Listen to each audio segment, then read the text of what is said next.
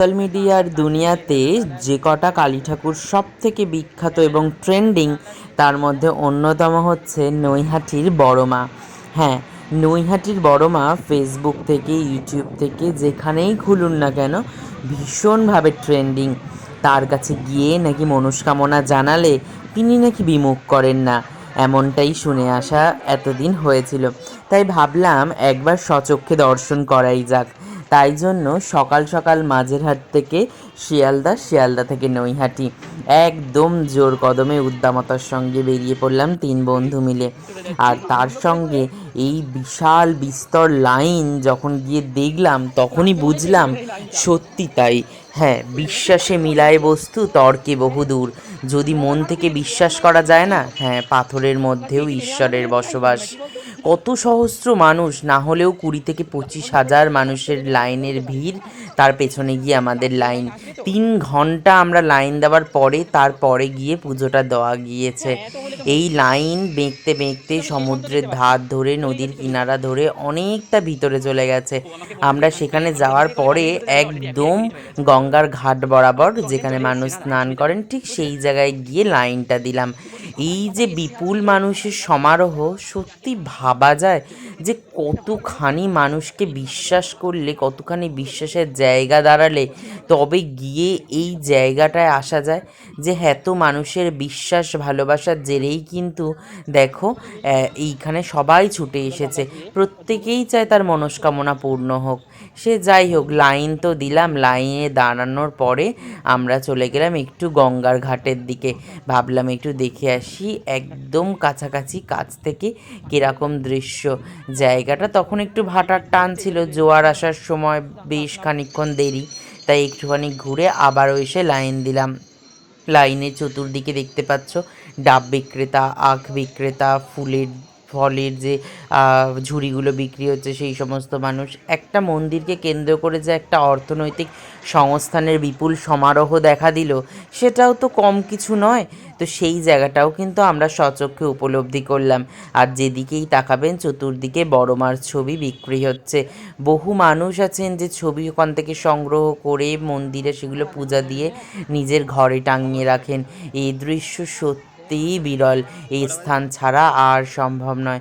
Line দিতে দিতে হঠাৎ এক জায়গায় এসে দাঁড়ালাম, দেখলাম ব্রহ্মময়ীর এই মন্দির। তাই ভাবলাম একবার এখানেও একটু পুজো দিয়ে যাওয়া যাক। আমি আর আমার বন্ধুরা মিলে মন্দির প্রাঙ্গণে এসে সেই মন্দিরকে উপলব্ধি করা এবং সেই মন্দিরের সমস্ত জায়গা খুঁটিনাটি একটুখানি ঘুরে দেখলাম। চতুর্দিকে যে পাথরের সমারোহ দেখে সত্যিই হৃদয় ভরে গেল। এত ঠান্ডা, স্নিগ্ধ, মধুর পরিবেশ, সেখানে মনে হয় যেন সমস্ত ক্লান্তি দূর হয়ে যায়। সেই ক্লান্তি মাখা হৃদয় নিয়ে আবারও সেই রোদ গঙ্গনে জায়গায় এসে হাজির। অতিরিক্ত লাইন দেওয়ার পরে অবশেষে মন্দিরের কাছাকাছি এসে উপস্থিত। সকলে মিলে দেবীর জয়ধ্বনি দিচ্ছে, প্রত্যেকে জয় বড় মায়ের জয় এই নামে দেবীকে শুধুমাত্র হৃদয় থেকে আকুতি জানাচ্ছে। চতুর্দিকে এই সমারোহ দেখে অবশেষে এত মন আনন্দে ভরপুর হয়ে গেল। ক্রমান্বয়ে ধীরে ধীরে এগিয়ে চললাম মন্দির প্রাঙ্গণে। মন্দিরের মধ্যে দেখতে পেলাম সেই অদ্ভুত দৃশ্য। কাতারে কাতারে মানুষের সমারোহকে একটু আটকানোর জন্য এইভাবে ব্যারিকেড সিস্টেম করা হয়েছে। সেই ব্যারিকেড সিস্টেমের মধ্যে দিয়েই আমরা এগিয়ে চললাম ক্রমান্বয়ে। সেই এগিয়ে যাওয়ার মধ্যে দিয়েই আমরা কিন্তু যত কাছে যাচ্ছি একটা সারা শরীর যেন শিহরণ জেগে উঠছে।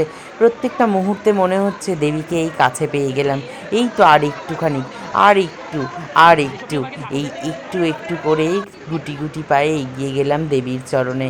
যে কী স্নিগ্ধতা, কী মনোরম পরিবেশ, তা সত্যি বলার জায়গা নেই। জীবনের যত ক্লান্তি, আশা, নিরাশা সব কিছু কোথাও গিয়ে দেবীর চরণে গিয়ে সম্পূর্ণ মিলিয়ে গেল। একটা স্নিগ্ধতা বিরাজ করছে, মনে হচ্ছে সত্যিই তো দেবী সত্যিই আমাদের কাছে একদম হৃদয়ের গ্লানিমুক্ত করে দেওয়ার একটা জায়গা, একটা ভালোবাসার, স্নিগ্ধতার, কোমলতার প্রতীক এমন একটা স্থান। এইখানে যে দেবীকে দেখছো, দেবীর চতুরঙ্গ গয়নায় ভর্তি, স্বর্ণ অলঙ্কারে সজ্জিতা। আর পিছনের যে মন্দির রূপরেখাটা দেখছি সেটা সম্পূর্ণ রূপোর। এইভাবেই কিন্তু দেবীকে সুসজ্জায় সুসজ্জিত করা হয়েছে। আর ব্রাহ্মণরা, পুরোহিতরা প্রত্যেকেই এখানে খুব সুন্দরভাবে দেবীর পূজা অর্চনা করছেন। দেবী যে যা নিয়ে যাচ্ছে, দেবীর চরণে অর্পণ করে সেই পূজা নিবেদন করা হচ্ছে। সকল কিছু আশা করা যায় সকলের মঙ্গল সাধনই হবে। দেবীর কৃপায় সেই আশা নিয়ে বেরিয়ে এলাম। আর দেখতেই পাচ্ছ মন্দিরের সিসিটিভি ক্যামেরায় বাইরে সেটা পুজোটা সম্প্রচার হচ্ছে। আর বড় বড় করে লেখা আছে, ধর্ম যার যার হোক, বড় মা হোক সবার। এই চিন্তাধারাতেই আমরা বিশ্বাসী। সে যাই হোক, অবশেষে দেবীর প্রসাদ আমরা পেলাম। সেই প্রসাদ নিয়ে গুটি গুটি পায়ে আবারও বাড়িমুখী হওয়া। শিয়ালদাতে এসে পৌঁছানো, সেখানেই এই কিউট দৃশ্যটা দেখা, একজনের ব্যাগে করে একটা ছোট্ট বিড়াল ছানা নিয়ে যাচ্ছে। এই দৃশ্য দেখে আমার এত ভালো লাগলো, ভাবলাম একটু ক্যামেরা বন্দি করে স্মৃতির পাতায় রেখে দিই, সেটা অনেক বেশি সুমধুর হয়ে উঠবে। যাই হোক, এইভাবে আমরা আমাদের শুভ দিনটা শেষ করলাম। বড় মার আশীর্বাদে সবার মঙ্গল হোক, এই আশীর্বাদ আমরা নিয়ে বাড়ির পথে রওনা দিলাম। ট্রেনে ক্লান্তি নিয়ে সবাই অবসন্নতায় বিরাজ করছে, দেখতে পাচ্ছ। এইভাবেই আমরা আমাদের দিনটা শেষ করলাম। তোমাদের কেমন লাগলো ভিডিওটা কমেন্ট সেকশনে জানাতে ভুলো না। ভালো লাগলে লাইক করো, আর আমাদের পেজ কিংবা চ্যানেলে নতুন বন্ধু হলে অবশ্যই পাশে থেকো।